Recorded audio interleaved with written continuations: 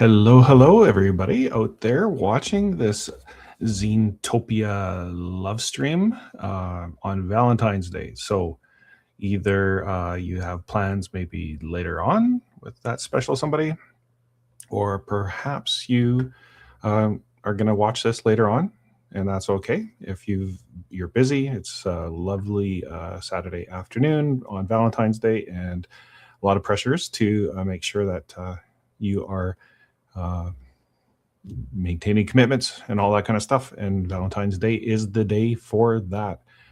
What we are going to do today, a little bit of a, I don't know, maybe slight departure, is we're going to go through a bunch of the projects on Zinetopia, which is BackerKit's version of ZineQuest. So for those that have kept hearing ZineQuest, and then a little bit of a history that they fumbled the ball. ZineQuest on Kickstarter, they fumbled the ball a few years ago, and then a few folks started a Zine month. So you might also hear the term Zine month kicking around. And then BackerKit with their Topia branding that they do for like Pintopia and a lot of other things that they do has started now a Zinetopia. I think this is the second year that they may have been doing it. And this is my first time on BackerKit myself. And I don't want this to be all about me, but I do have a project called Fang Dungeon Bestiary, which I will kind of throw into the mix. And that is also currently on Zinetopia on BackerKit. And this is my first time actually crowdfunding on BackerKit, because I've kind of done a couple now on Kickstarter. And one of the challenges on any indie designer's problem list is getting eyeballs on their games. And if you are seeing me for the first time, Gary Stowe from Daiku Games. I've hosted this podcast now for Daiku Podcast for 5 years or so that I've been running the Daiku Podcast. And let me turn this banner off to say we're not starting soon. For those that might not know me, I've interviewed a lot of indie game designers. I used to do a thing called Game Pitch, where I was inviting folks to come on the show and share basically a pitch deck of their games. And I've kind of just due to busyness and circumstances in my life, I've kind of gone away from that a little bit, but once in a while I still have time to sneak on an indie game designer. So my North Star is indie game designers and indie TTRPGs. So I tend to shy away from any of the bigger creators out there, unless they kind of have lessons that can be shared with some of our newly establishing creators. So that's kind of been my role, I guess, over the last 5 years. And I'm happy to say that we actually just cracked 4,000 subscribers on YouTube, which doesn't actually mean a lot nowadays because it's all about eyeballs and attraction and that kind of thing. So perhaps I should say, this is the last time I'm going to do this channel, and try to make everybody freak out and D&D is over and all those things that the dungeon tubers seem to be able to do so well, is clickbait and that kind of stuff. But no, we are going to just stay the course, and we are going to look through a whole bunch of projects on Zinetopia. So it might be one of your projects. And so if you are out there and if it is one of your projects, feel free to chime into the chat and tell us about your project or anything. But I'm going to be concentrating on maybe some of the smaller little projects. The big ones are doing okay. And I'm going to maybe focus in on some of the smaller ones and give them a little bit of love, because it is a Valentine's Day love stream. And we're going to go through and check out some of these projects, and that you should support your indie game designers, because that's what it's all about for Zinetopia. So, but you're probably tired of me rambling on here about who I am and Zinetopia in general. So why don't we just get right into it? Okay, so this is the homepage for Zinetopia. You can see that there's some cool games that you can take a look at. Some of them that I'll be reviewing today. So if you go to, and I'll put links on this eventually after the live stream's over, so that you can like click on the links above, and so you can see that there's a whole bunch that are part of Zinetopia. I think I had the count of maybe 66, but I could be wrong. They're small and big, and some of these are like first-time creators. Some of these are like experienced creators, and as you just kind of scroll through here, you can see all the kind of fun things that people are bringing to life. And one of the benefits of Zinetopia or Zine Quest or Zine Month is that you can make it yourself. It's all like accessible. It's all like able to be done at a local print shop. Saddle stitched zines, for those that maybe don't even know what a zine is. It's a saddle stitched zine, and that's just folded over. And that's like a perfect little thing for mailing out. It's just like a really good size, good option for folks. So this is what it is looking like for Zinetopia. I don't know the number versus Zine Quest. I don't know if anybody else is doing other platforms for Zine Month. I think it's primarily either BackerKit or Zine Quest. So those are like the two things. I guess I will shout out that if you are a dungeon tuber and you're watching this, get on the horse here and start highlighting some of these smaller indie games. If you are a big time creator, I suggest you leave a little space for indie games in February. We don't need your $1 million backer kit during these times. Leave it for the small guys here. So that's my rant. And platform that I'll use is if you have a platform, you should use it well, and also be respectful of like all these people just trying to make like a little game for you to get established and that kind of thing. So let's jump into our first project here. How I Heard It, a campfire storytelling game. So I don't know sometimes a lot of the background between all of these things, but you can see here that they are at 3,700 of their $5,000 goal. So still not there yet. And if we kind of scroll through, looks like it's a spiral coil binding. So that's probably pretty handy. Like you might find in, you can throw it in your backpack and head out and tell campfire stories, which really suits the theme. And you can see, I don't know, I kind of like that kind of folky art style. And let's see what the pitch is here. How I Heard It is a GM-less storytelling game designed to be playable around a campfire. Perfect. Working together with 3 to 6 friends, collaboratively telling a story of a folk hero starting from their humble origin to their great deeds to their somber end. So one of the things that I really like about kind of some of these games that you might see pop up on Zinetopia or Zine Quest is that they're a really good entry point for people that are just learning about tabletop role-playing games. And one of the things that I like about that is, like, especially at a campfire, you can just get into, like, everybody tells stories around the campfire. This would be a perfect one on here. I can see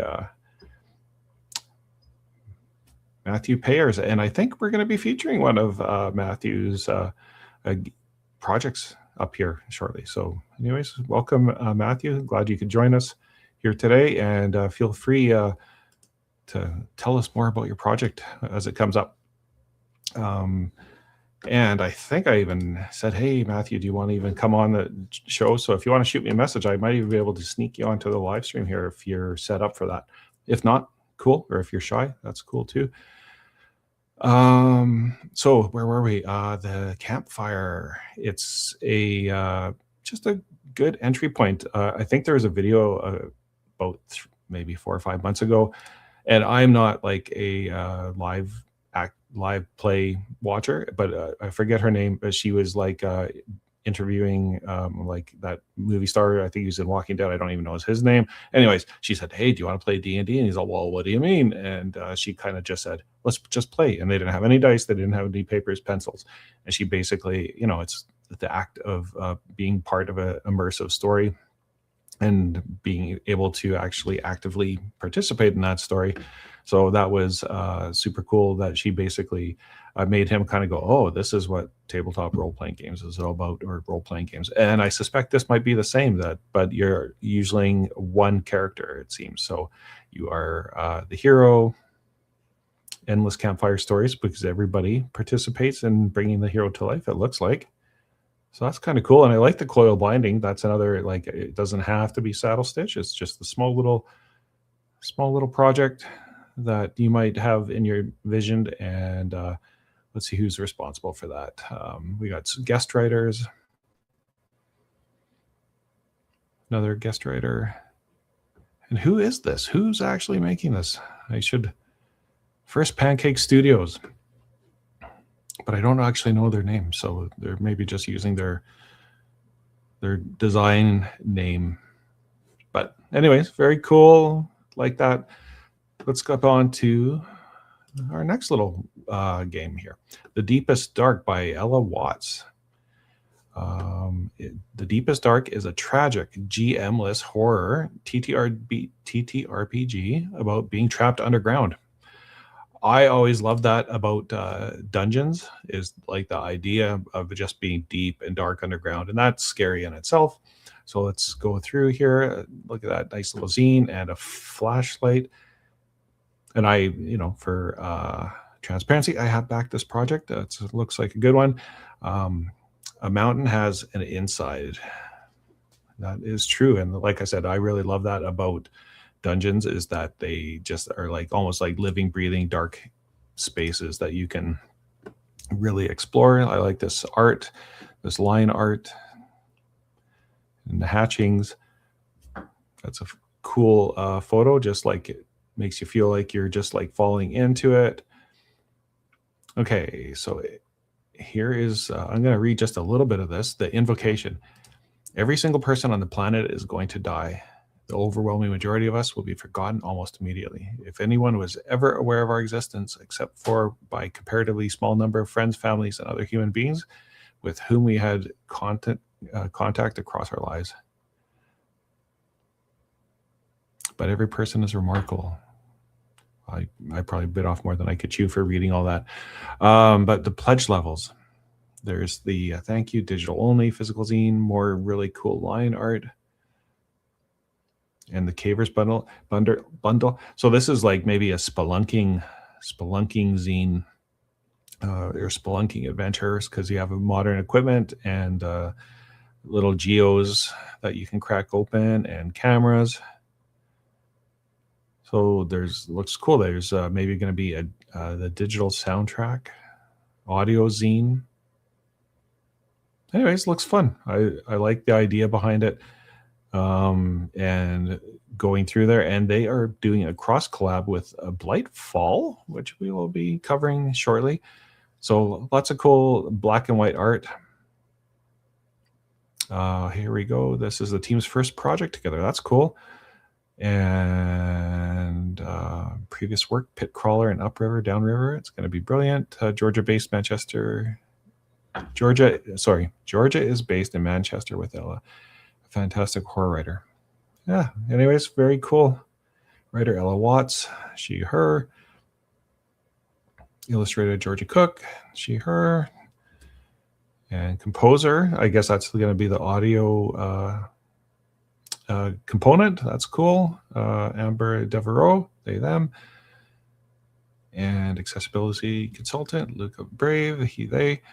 Very cool. And probably of note for anybody that is, there we go, Direct Sun posted, loved the line art, expertly done. Yeah. And so that was, who was that? Georgia Cook. Very cool. Yeah. So if you are an indie game designer, it looks like, I don't know if you want to reach out to Georgia, but if you like that style, that's really cool. Where are we now? I was going to mention, as part of Zinetopia, if you back 5 projects, there's a lot of creators that gave a 1-page to the project, so that if you back 5, you get this 60 plus pages of TTRPG 1-pagers. And I did like some quick rules on mine. Other people did like just like whatever, like a one-page dungeon kind of feel vibe to it. So very cool. If you are looking forward to this, and they are so close to funding here. So look, they're at 4,600, and they got to get to £5,000. So get out there and back this project. Next, the Wanderer's Bookshop. Love the name, by Johnson O'Fair. Find your white whale in the caretaking of a magical bookshop using tarot cards to guide solo journaling and book curation. Learn to build collections for the future. Oh, that sounds cool. Let's see what they have a video here. Let's check it out.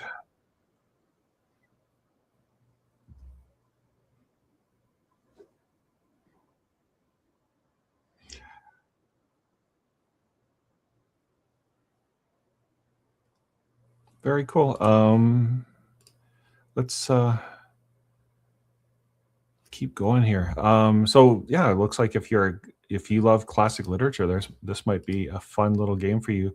And that is a cool cover. I really love that cover. The Wanderer's Bookshop.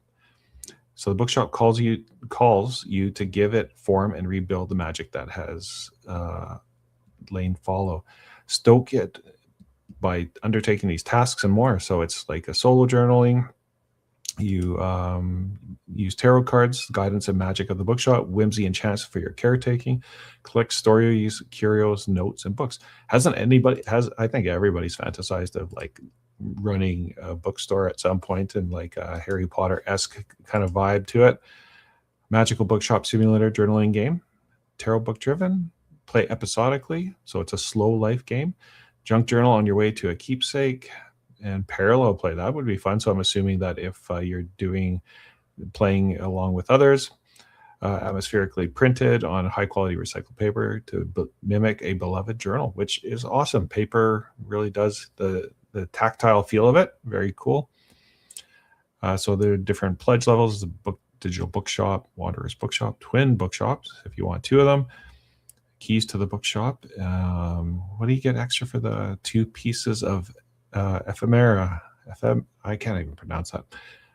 I know what it means though, which is like those kind of weird things that you find and you just kind of collect.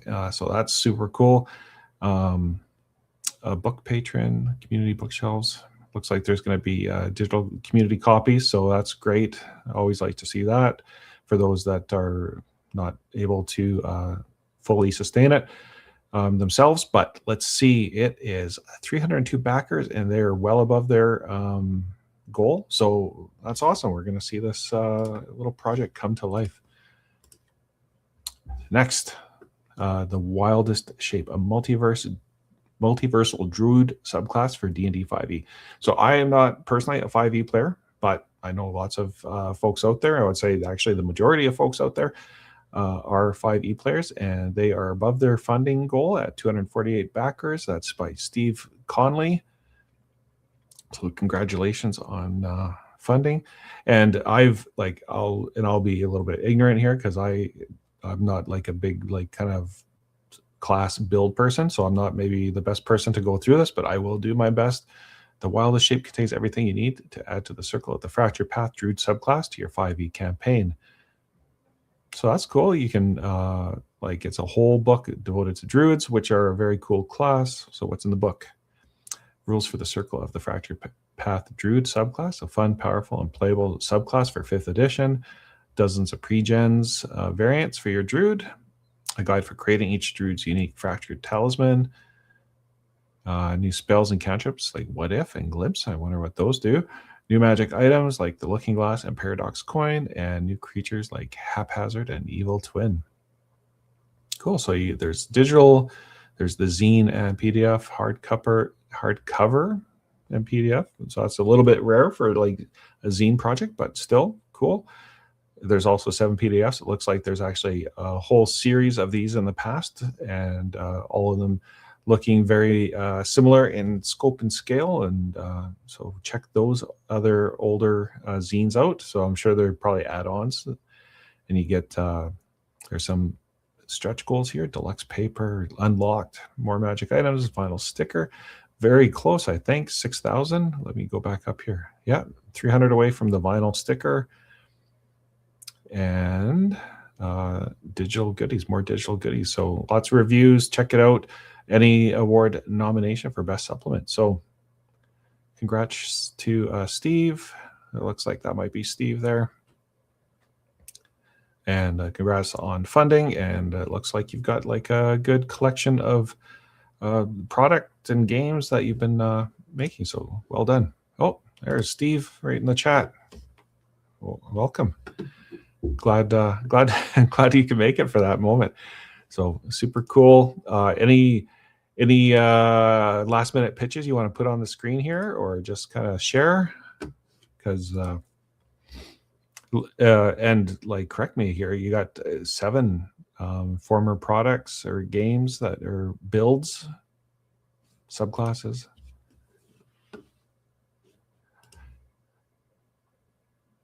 Anyways, super cool. Fits in nicely with all the other fun stuff out here. Okay, we're gonna move on here to Home, Haven of Misplaced Existence.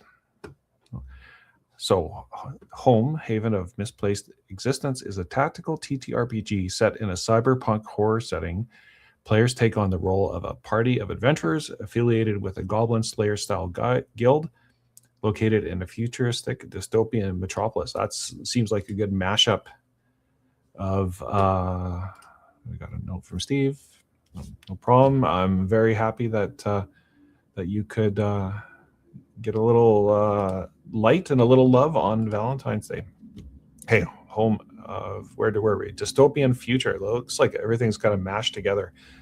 This reminds me a little bit of Rifts in a sense, that it's like the future, and they just like have everything from dinosaurs to whatever you can imagine kind of put together. So if you aren't familiar with Rifts, that's the old Palladium setting, which I still to this day think is one of the best settings ever created. The mechanics and all that stuff, but the best setting and some of the best artwork. It just so good. But anyways, let's move on here. So you can download a free example of the game session of Home and several game and character sheets. Typical adventurers they're looking for work.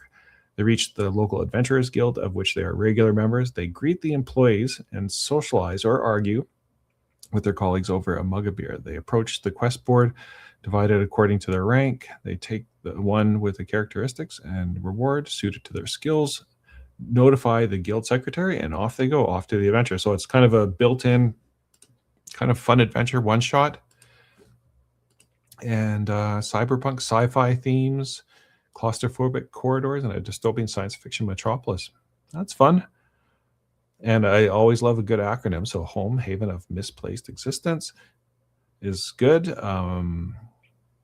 So Home is actually also the name of the metropolis. About the game system, what are they doing for the game system? Simple to learn, complex to master, allowing players to build a character by combining 7 distinctive classes. During combat, players will have to manage their limited resources wisely, deciding which of their abilities to activate and their attacks. You can always tell a lot about a game by the character sheet, I think.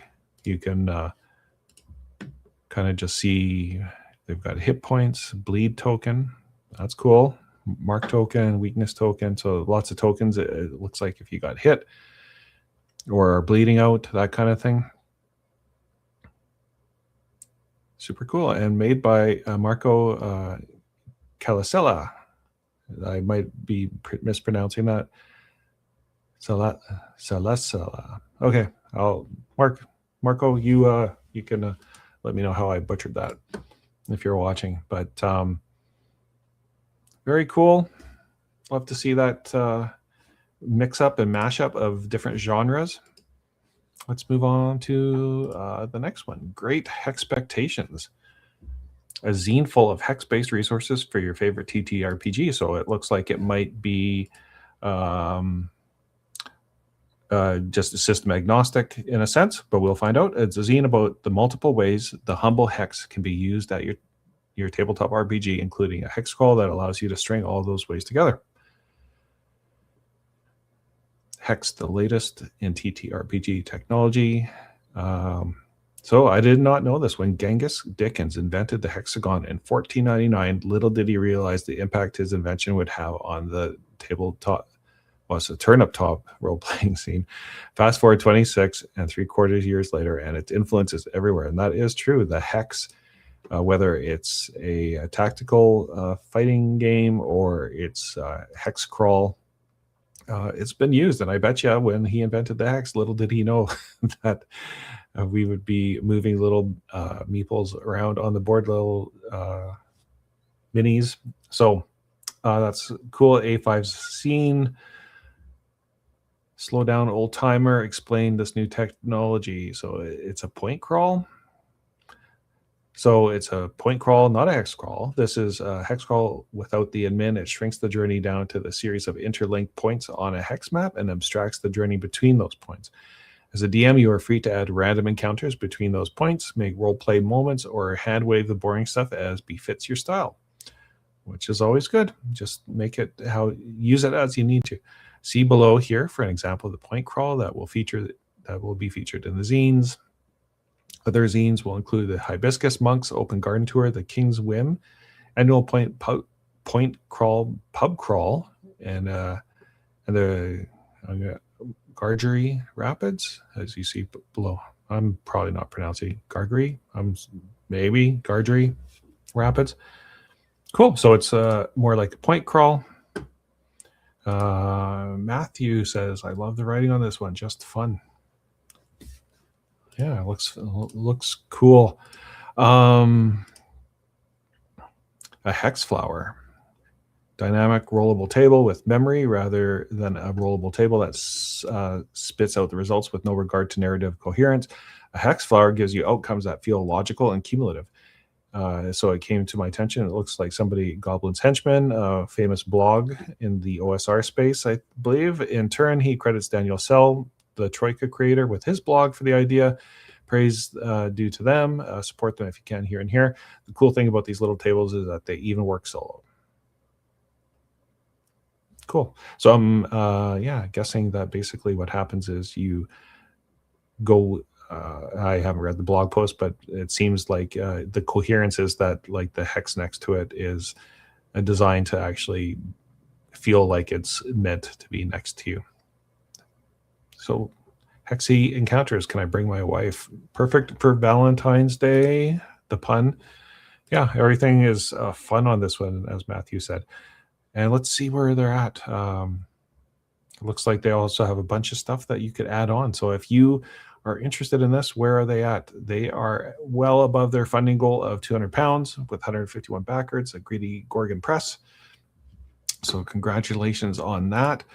I am going to now be selfish a little bit. I'm going to talk about my little game here, which is the Fang Dungeon Bestiary. If you are unaware, I made this little game called Fangasahola. It is meant to be play at the table. You do not have to like plan ahead. It's just preemptive. Like you just sit down and then you can make your game on the fly using these tables, all the different rooms, and you can make monsters. So everything is set up to be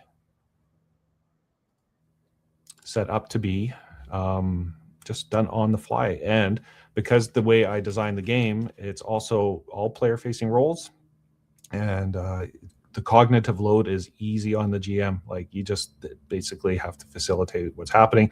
One of my stretch goals is GM-less play or solo play. So that is going to be one of the stretch goals that we've achieved. You can see some of these little monsters, Iron Lash, Dredgemouth, Serpent, and there's a video if you want to check it out to see a little bit more about what Fangasahola is all about. And I love this quote. This looks like a role-playing game that you found in your Grand's crafting box. So for me, that's always been a fun thing that I always wanted to highlight, is that this seems like a fictitious, like if somebody made D&D before D&D, like in the 50s, maybe it would look like this.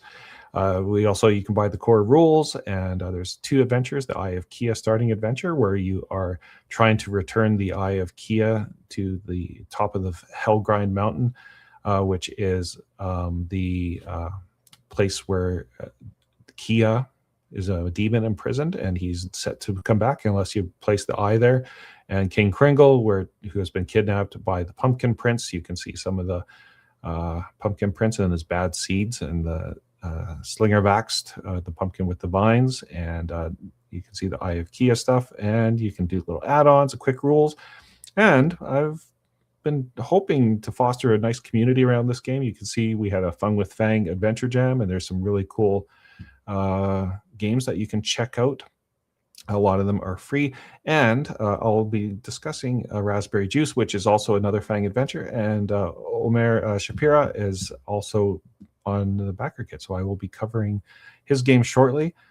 So yeah, check it out if you are interested in minimal. And I probably should say that there's a dice stacking mechanic that as you get damage, you stack doom dice, and when the doom stack falls, your character is unconscious, and then you could try to revive. But it's super easy. I know that you can explain the rules in a couple minutes to new players, and it's good for introducing new players to tabletop role-playing games. So if you are able to, please check out Fang Dungeon Bestiary. And this new edition is to create 36 monsters that you can play. Instead of rolling them on the table, there's going to be 36 little beasties, and there's new tables that you can add to the existing Fang game. So that's enough self-promotion, but I just thought I'd sneak it in there since I have a captive audience. So once again, very appreciative. We're at 5,900, and the next stretch goal is actually Dolmen Wood stats, because I think a lot of these little creatures could possibly work with Dolmen Wood. So if you are a Dolmen Wood player and you're looking for kind of fun new monsters, these could be your ticket. Okay. So we looked at home. Where are we at? Great Expectations, Blightfall. Matthew, now is your time to shine.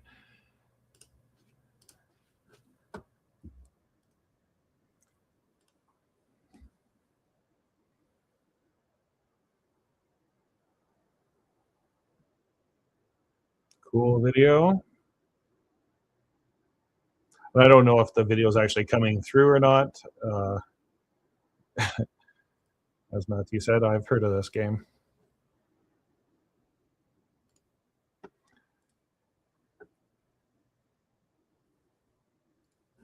Cool.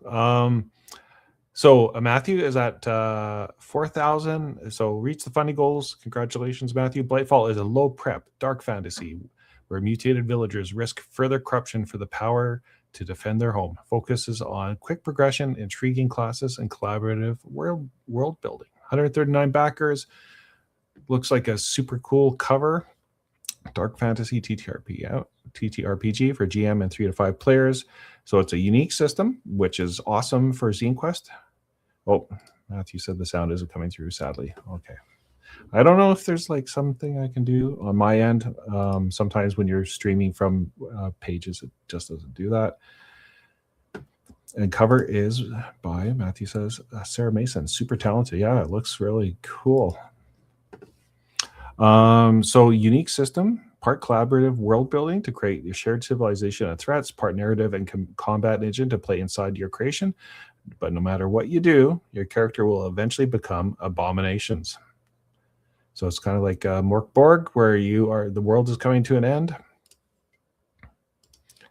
and nothing you can do about it. You're going to be an abomination here. So the GM plays the Blight, weaving the world, tracking the player's swelling corruption, and offering dark deals to anyone interested in bending or breaking the rules of the game.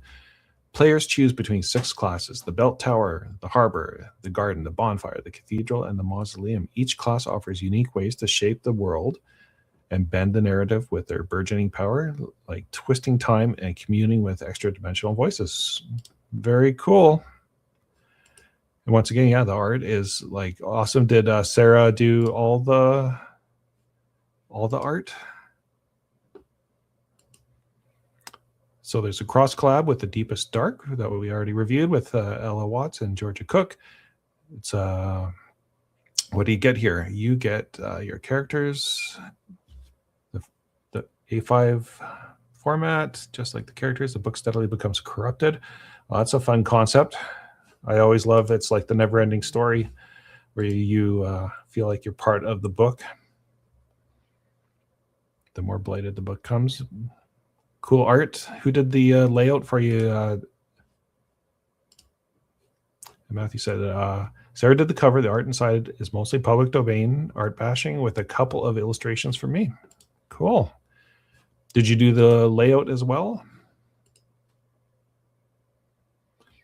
How does it play? Like a superhero comics if they were written by Cormac McCarthy? I'm going to claim ignorance on that one. And Matthew said he did the layout. LOL, big learning experience. Anyways, I think you did a good job of this. It looks really fun. I love this colorful style, and so well done. I like this. And look at all the fun they're having playing the game. You can play it now. The PDF beta and character sheets of ETT will be sent out to backers soon after Zinetopia ends. And the Bleak Bite Blightfall edition is free and available currently. So check it out. Go download it now. And where are we at with stretch goals? Bonus PDF supplement, Blightfall, Crowns and Swords. So where are we at with the we are at 4,000. So over the funding goal. So congrats to Matthew, 139 backers, but we got to get to 6,000 to unlock bonus PDF supplement. So get your wallets out, your credit cards, and let's back some of these indie games here. So here we go. We've got some bios for Matthew. And if I had scrolled lower, I would have seen that you'd done the layout, cover art in the video, in the VTT, and human made, which is important, especially for indie game designers. So awesome, Matthew. Looks like it's going to be a fun project, and glad it's funded and you're bringing it to life. Okay, I teased it before, but I'm going to bring it up now. Raspberry Juice is an adventure for my little game, Fangasahola. We did the Fun with Fang Jam, and on Winter Solstice, we crowned our winners, and we had a whole bunch of different prizes, and Omer did a raspberry juice and got the most IKEA vibed version of it. So he, because it just like kind of screamed. If for those that don't know, obviously, if you see the covers, you can see the little IKEA guys. So that's kind of like the PCs are kind of like that. And we do a lot of Swedish names. So what is raspberry juice? I've done a full interview, and I'll probably link to it later on with Omer about his journey into making the game, and he used Hebrew folklore of Mitzpatel, which is the other name for raspberry juice. And it's kind of like a sandbox where there's a maze and a whole bunch of animals and anamorphized humans. You can see the interview here that I did with Omer. And if you have not subscribed to this channel, that's probably a good opportunity is just to hit subscribe so that you get future interviews. Like I said, I've got a huge back catalog of indie game designers sharing their creations over the years, and some of the also heavy hitters of the industry that have come on to kind of talk about their process so that we can learn from them. So you can see Omer's different art for this. It's, because part of our game, the Fang Sahola, is like children art, and you can see all the different art. And me and Omer are doing a cross collaboration of stuff so that we actually will make 8 pages of those kind of like fun mazes and the connected dots and that kind of stuff for kids. But we're going to make it cool, so even you cool kids are going to be interested in checking it out. So once again, let's see where it's at. look at that, 1,666. So that's like a bad omen. Let's find a backer for this project so that we get it from 1,666. We don't like that number, or maybe we do. I don't know. Maybe it's a cool number to have at this point. But let's get some funding here for raspberry juice and bring it to life. And once again, I'm biased because it's a adventure for Fang, but still super cool. And Omar's a super cool guy. Okay, 3 punk games. Now, I didn't know much about this, and I recognized the name of Kome Martin.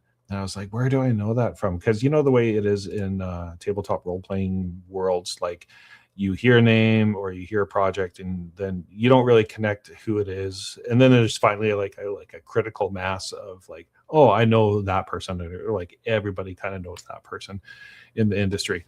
So I recognized the name, and I was like, where do I know that from? And I should note, like to back this, you have to kind of click through their like adult content thing. So if you're watching this, sorry, I guess I clicked through it, so you might be exposed to stuff, but nothing that my audience probably wouldn't be used to. So they are at 1,700 of 3,000 euros for this to come to life. So there's 3 different punk games involved in this. And there's the Hex and the Punks is a small 40-page booklet. It's a GM-less game of angry witches fighting against a personification of capitalism, patriarchy, or both, and it's played with coins. The next zine is We Were Punks. It's a 24-page risograph printed booklet offering a GM-less, systemless. How come everybody likes fancy big words that I'm not very good at because I'm not maybe that smart? Epistolary game, which is played solo first and then as a group, and in which characters reconstruct the history of a punk band and the zine that talked about them. That's cool. I love punk band stuff. And Sex, Violence, and Poop 3. Rebellion on a Planet Turd will be printed on 9 sheets of toilet paper. In that game, 3 to 8 players take on the role of slaves of Turd Planet, rebelling against their master, played by the GM. The game uses a system based on rock, paper, scissors. So a coin game, a rock, paper, scissors game, and a systemless game that you are creating the zine. And I mean, punk rock zines are where it's at, right? That's almost the original form of the zine. And you can see some of the cool art. And so going back to where I recognized Kome Martin's name was he did a super cool game, and I'm going to scroll down and I'll go back in a sec here, but he did a super cool game about like the French subway. And I remember seeing that going, oh, I thought that was like super cool. And I love like the display of it. And it's almost like a subway dungeon, so to speak. And so this looks like what I would say is like cool pedigree of people that have made some fun stuff in the past that you should not be sleeping on this game. And look at the toilet paper roll here. So all of this looks like super cool. And that's some of the times the problem is you like see something. What do we got here? Yeah, I bow down to the ingenuity of the toilet paper zine. It's totally super cool. So I don't know, like I get sometimes frustrated because there are like cool games that just don't see the traction that they should. And that's partly me kind of like, and I'm like anti big games for that reason. Is I think there's like a lot of creativity in the space. I did an interview in the past, and I'm trying to think of who it was, but they mentioned that in this zine space or in the indie game space, we're like a bunch of punk rock bands, and we all go to the shows that each other are doing, and we all support each other in that space.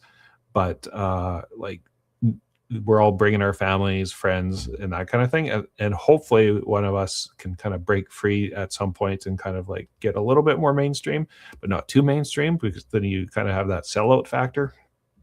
But it's a little interesting of an analogy. You want to stay kind of like indie. You don't want to get too big, because once you get too big, you kind of lose touch with the world. And like these are super cool ideas. And you should check out. And here's some of their older stuff that you can also, I'm assuming, probably add on for add-ons and that kind of stuff. So everything looks super cool. Do not sleep on the punk zines, the 3 punk zines. And let's move on to our next one, which is mystery stacks, bite-sized capers for your RPG table.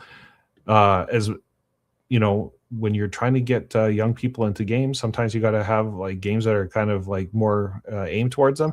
TTRPG Kids has put out mystery snacks, bite-sized capers, a collection of mysteries to drop into any TTRPG system, and a system to drop onto the mysteries of your choosing. Let's see how they do this.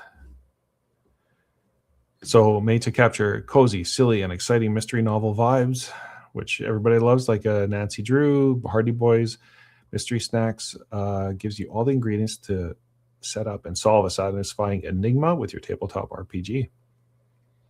So let's see how they do it. They've got the hook, the suspects, the clues, and the challenges and what's going on, and then the reveal. That's cool. I like that. Mysteries are hard to do in tabletop role-playing games. One of the kind of more recent games on the scene, although it's not too recent anymore, is Brindlewood Bay, where you just get a whole bunch of clues and then people come up with the solution without actually having a fixed solution. But it looks like here there is actually a reveal. So they've got different stretch goals: per diem at the museum, an investigation into missing museum items, Dude, Where's My Broom, a magical college campus and coffee shop conundrum, ostriches on the loose, an exploration of a farm abduction, and cryptid sightings. That's cool. Yeah, I like this. Yeah, fun for kids, especially introducing them to just the concept of tabletop role-playing games. And you get there's the physical plus digital option, and then the foodie game combo meal. Baker's Charge, what is that? Is previously funded zine that makes a great one-shot or side quest baking competition. And the whole enchilada, there's a whole bunch of previous work done here, so lots of things to kind of dig your teeth into. Super cool. And I think TTPR, if I'm not wrong, TTRPG Kids actually has a Facebook page where they highlight a lot of TTRPG kid games. So super cool. Okay.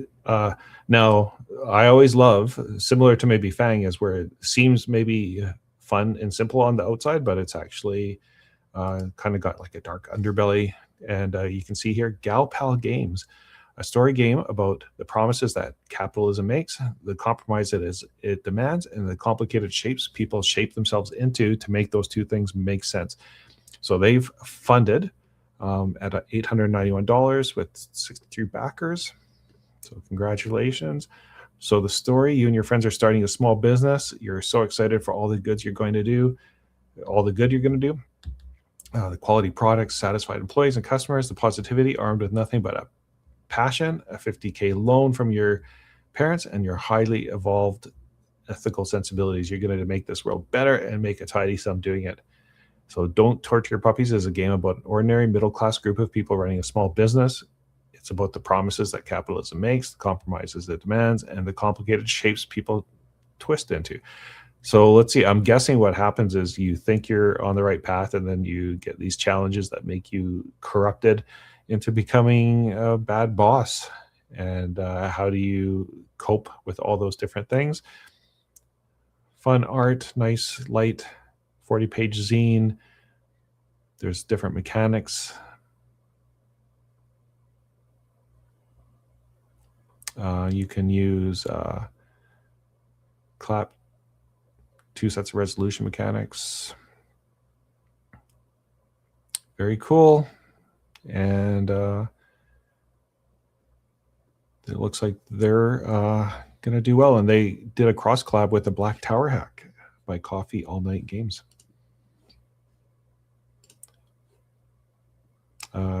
Stephen Almighty, 1873. Better late than never. Hi, folks.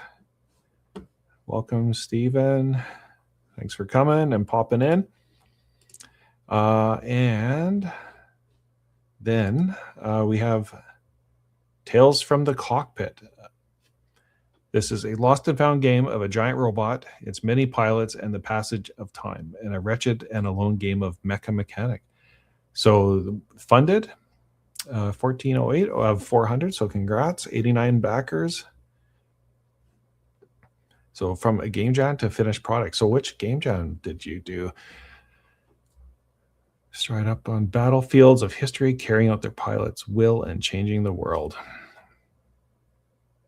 You experience stunning victories and cataclysmic tragedies, changing the course of history. Then one way or another, they'll leave you behind.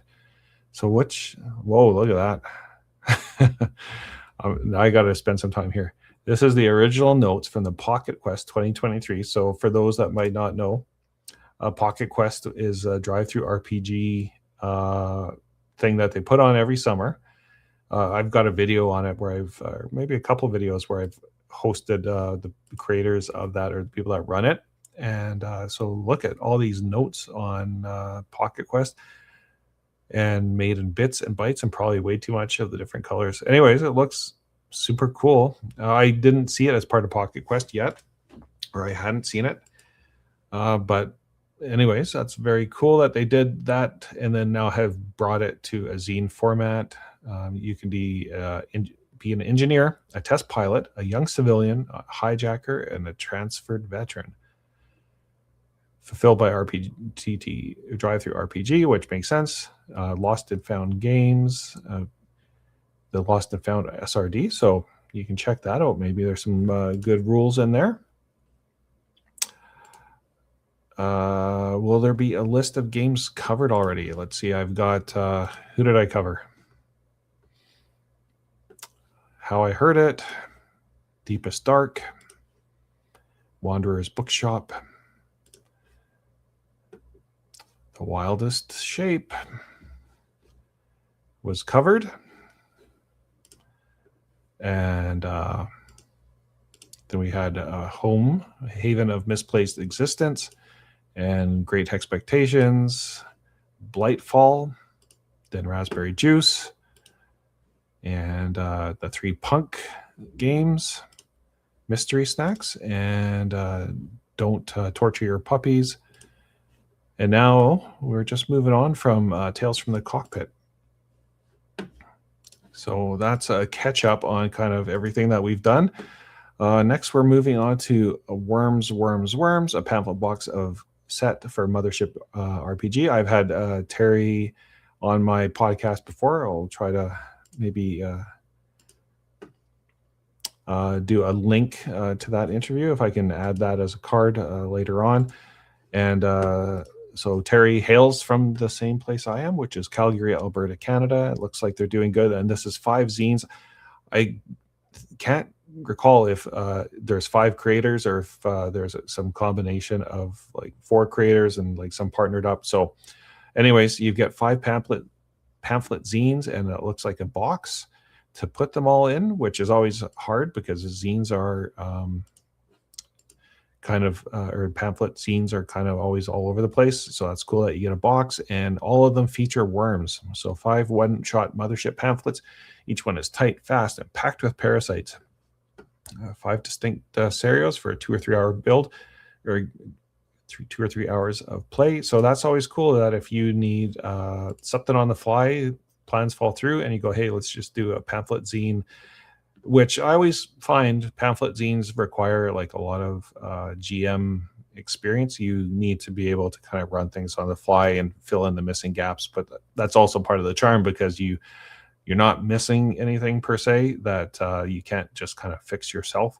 And sometimes if you if an adventure or the module has too much detail, it's actually tougher because it just requires too much work on the GM's part in order to bring it to the table. you got to read it, and what if you miss something, and you read it again to make sure you don't miss something. So sometimes like these really light zines are perfect because you can just throw it on there, and if you screw up or whatever, you're just making the adventure on the fly.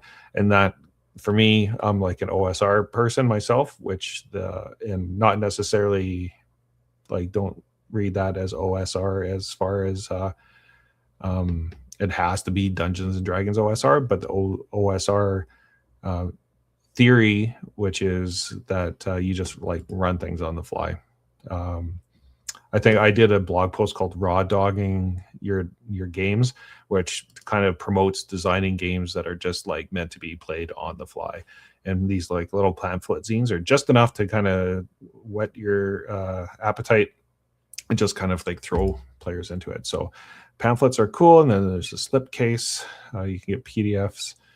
Box set, as well as it looks like there's an adventure library, which I assume has a lot of these add-ons, and you can see all the different mothership kind of add-ons that you can kind of throw in there. For the 5 adventures, Right as Rain by Scott Garriott, Deliver Divorce Papers at a Luxury Orbital Clinic. That sounds fun.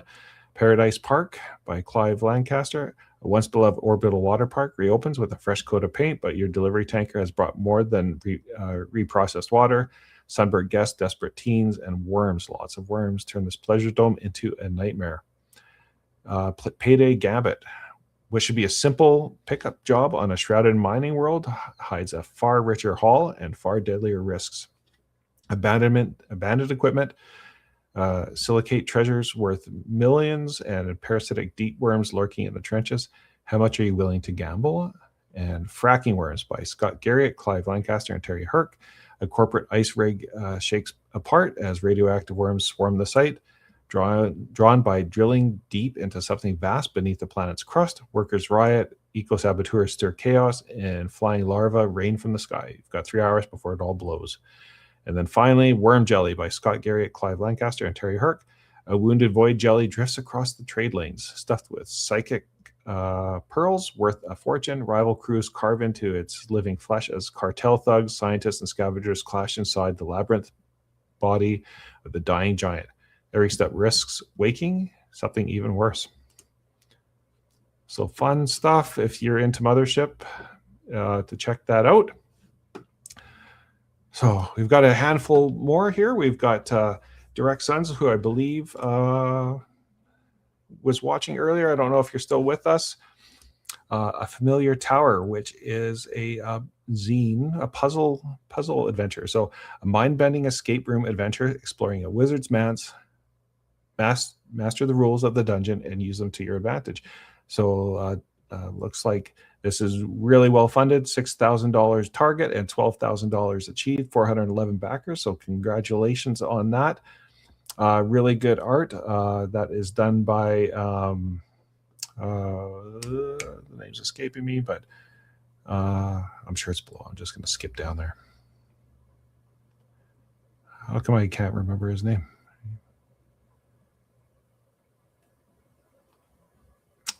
Anyways, he's on Between Two Cairns, right?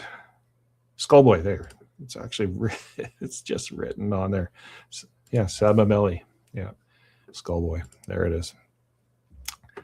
Okay, so let's delve deeper now that I've kind of flipped everybody around. It's more than rooms filled with puzzles. The dungeon is the puzzle. Each space teaches players about the unique mechanics of the dungeon or recontextualizes previous information in new ways. Inspired by the Puzzle Box Dungeons of the Legend of Zelda series, A Familiar Tower delivers challenges that feel natural to its world, mechanics that click into place at the moment you discover how they work. And as we talked about, Skullboy, Sam Amelli, really cool art. Look at those isometric cutaway. Very cool. 40-page zine. Minimal colors, but all in that style. 13 areas and enough content for 3 to 5 hours of play. Perfect for one-shot convention game or a drop into an existing campaign world. Designed to be used with old school essentials, which is basically a BX flavor by any other name. So if you like old school, I'm sure it could work with almost any flavor of old school. There's the rewards of the puzzle pack, and it looks like some of the older games, Seer Sanctum and Aberrant, Reflection. So that's maybe some previous work by Direct Sun. And look at that tower texture app. That's a cool feature. Huh, I like that. I always love it when you do some, it looks like here's an example of how to actually make it. That's cool. So we mentioned that this is by Chris M, Direct Sun, co-creator Sam Sorensen, who I've seen his name in other spaces, and Skullboy Sam Amelli, one of the 3 hosts of Between Two Karens, and I've seen his work on like even board game stuff, so he's getting a lot of cool work out there. Cross collaboration with a horror puzzle dungeon, which kind of makes sense. So very cool. And just like lots of weird, like little monsters, and I love the style of it. So super cool. Congrats on funding. It looks like, and we've got Ella Watts came in, and Ella, we already, I believe we featured your game. I have a proper Canadian accent. Do I? I think I speak proper English, but apparently other people might not think so. But anyways, thank you for joining, jumping on here. And if there's anything you want to mention about your game, feel free to share that. Okay, we're almost done here. We've got Space Cat, a sci-fi adventure. This is inspired by Karen Into the Odd, Mouse Rider, Discover Bizarre Worlds, Fantastical Alien Creatures, Alien Spacecraft, Space Pirates, and the Depths of the Unknown. So I know I've chit-chatted with the creator, Ed, of Space Cat, just because he lives in Vancouver, which is just near, I wouldn't say near, but it's over the mountains from where I live in Calgary. And so, you know, we've just been chit-chatting, answering questions about shipping from Canada and that kind of thing. And sorry, but before we move on, Ella said, I guess the big thing that if we hit our goal, then Matthew and I are going to make a solo mode. We're cross collaborators. That's cool. And very happy to arrive for the adorable zines section. Yeah, and so I've going back to, I spoke to Ed, and we just so this is a comic book, and now it's been kind of reskinned to be a tabletop role-playing game, which is always interesting for me. That like seems to be like a really way that tabletop role-playing games are moving, or maybe more accurately, I think artists are going like, I only wanted to make comics, but I see that there's this whole other space that my world that I'm building in my comic book world is able to be transferred into a tabletop role-playing game. So I think there's A, people seeing opportunities, and then B, that it actually breathes life into the world that you've created, because now people are like interacting with it in a more significant way than just like consuming it as the world you're building it. So it's kind of neat when you actually start to spin it to go, how could like I hate the term IP, but how could my IP be used? And so, you know, people license games all the time.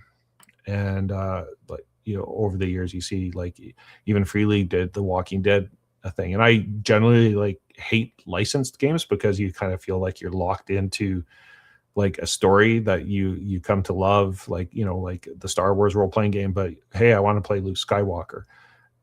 Whereas some of these smaller kind of stories are really good to transpose into a tabletop role-playing game, because they're able to flex beyond that hard structure. Like nobody knows them that much that they feel locked in. So I think a lot of these like comic book illustrators, creators might see an opportunity. And so in this case, I think it was used basically going, well, what's the most trendy uh, rule set at the moment, which is like Into the Odd, and it's easy and peasy.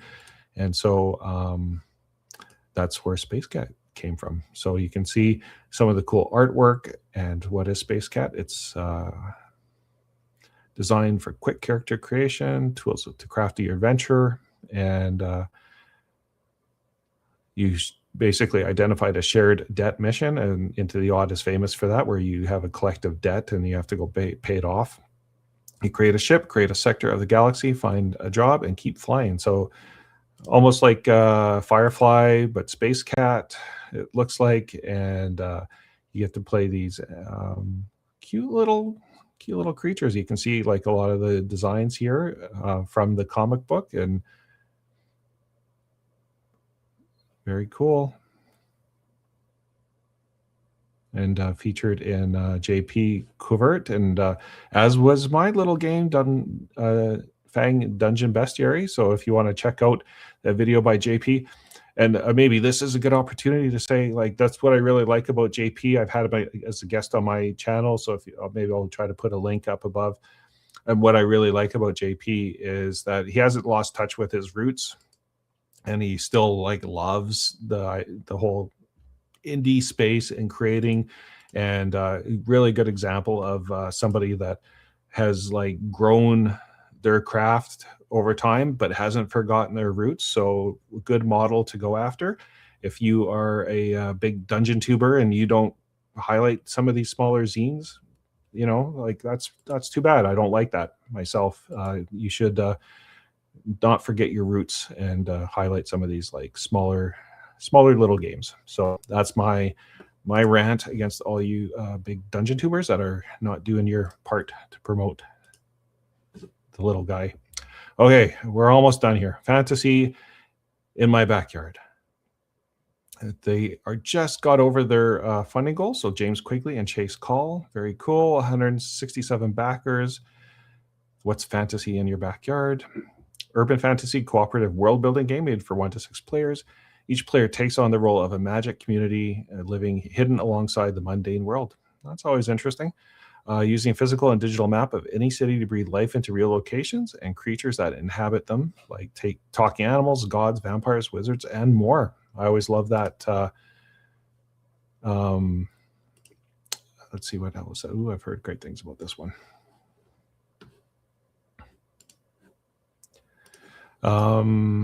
So leverage the city's history, landmarks, and public transit. I mean, I think when I was growing up, everybody eventually kind of did this, like where they're like, well, maybe not everybody, but I just assume that you have like a fantasy of like, what if our D&D players were in modern world and you can use your own city? And then like, that was early days. My early role-playing game, it was like Stranger Things era. That's how old I am, if I'm going to date myself. And so it's kind of fun when you can use your own city and like bring a game into the city, and especially if you have like knowledge of it and everybody already knows the space. But what happens when you twist it a little bit and you see these kind of mystical worlds like in the city. So maybe it's using a city map and a deck of cards, players take turns finding and adding locations to fill out different roles in their community. Maybe it's the electronics store that helps connect to other worlds, or the city's libraries working as a magical mail system. Each card helps reveal a new service, tradition, or character dynamic. As players build up the city, they will be able to use special actions, expand their community's relationships and resources.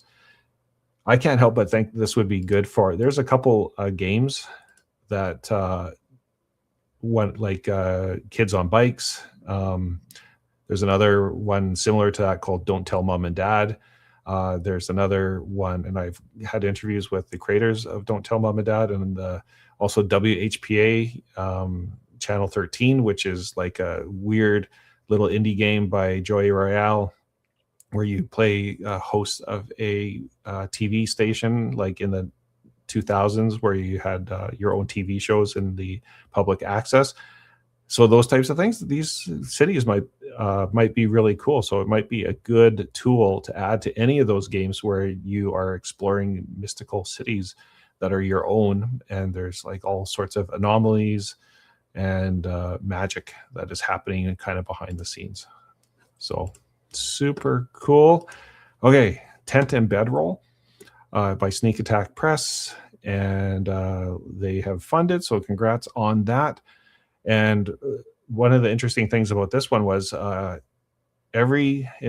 Dungeons and Dragons, or like most fantasy role playing games, every character has to sleep eventually. And I know there's always like who's on watch and who's going to take the first watch, last watch, and it looks like this supplement actually goes a little bit deeper as far as like explore your camping gear in the RPG with real history, optional rules, magic items, monsters, and more. So it actually digs deeper into that, what some people just hand wave. So this and that is a series.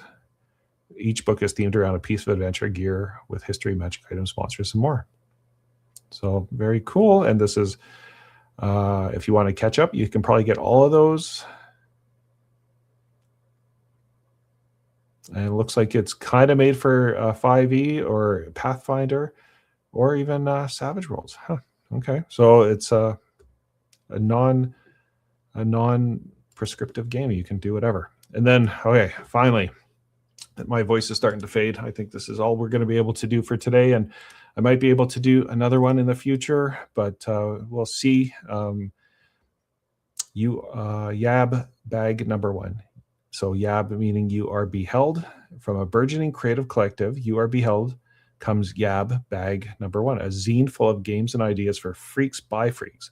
Projects inside the zine will explore intimacy, transformation, distance, and more through unique mechanics and gorgeous art.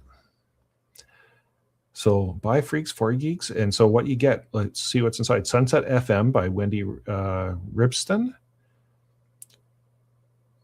It is you're a lesbian, you're lonely, and you're light years away from your friends. It sucks, but one of your girlies out there found a bunch of hyperspace repeaters, and now you've got a chain that can carry your signal across the stars faster than space mail, going in circles around and around the stars, carrying words and songs to warm each other up. So a lot of these like really niche indie games all kind of coming together so that you can just get a taster of it. Flesh Poker by I Feel Odd. You've been selected to play an exclusive game in an undisclosed location. All players are awarded $10,000 at the start of each round, regardless of the outcome. All changes are irreversible. Interesting. And Villain Clicker by Ira Prince.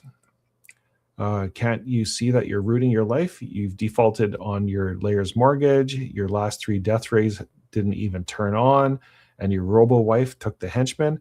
But you don't have to live like this. Things can change. You can change. With a VC Volant Hero trademark, you can leave behind destructive patterns and choose goodness. So it looks like a villain reforming game. That sounds fun. Sweet Hot Goat Action by Lilith Lilac Leviathan. By the dedication of Betty Rowe, the goats of Arapawa Island were preserved when the New Zealand Department of Conservation wished to cull them entirely. Through direct action, the goat still survive today, but annually there is a cull. Many goats live in the sanctuary set up on the island. This is not their story. Okay, well, I don't know what you do there, but it looks like you're trying to save goats, maybe. Angelicism Gestalt by Six Valentine. You look upon the feeble thing, distended limbs from its hips, jut out into large flat ends that hold the misshapen thing's weight. Misshapen, not mishappen.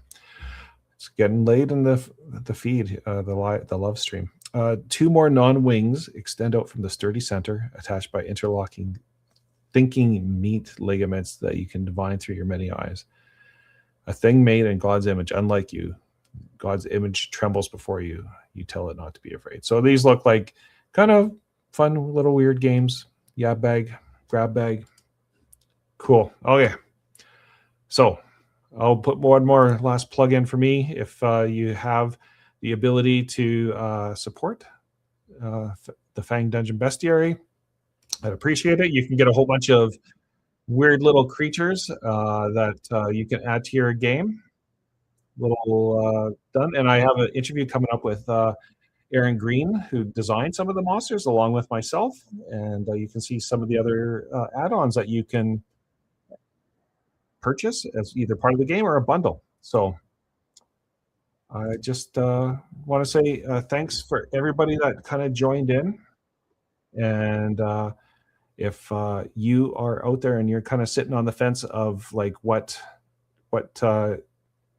games need support, go dig a little bit deeper. It's always easy to spot the top 5 or 6 games, but dig a little bit deeper and go and check it out. And if you, I think my camera froze. I had no idea when my camera froze. I got a new system here, so let me try to add myself again. Well, maybe I can't. Anyways, maybe that's fine. You guys don't need to see my face.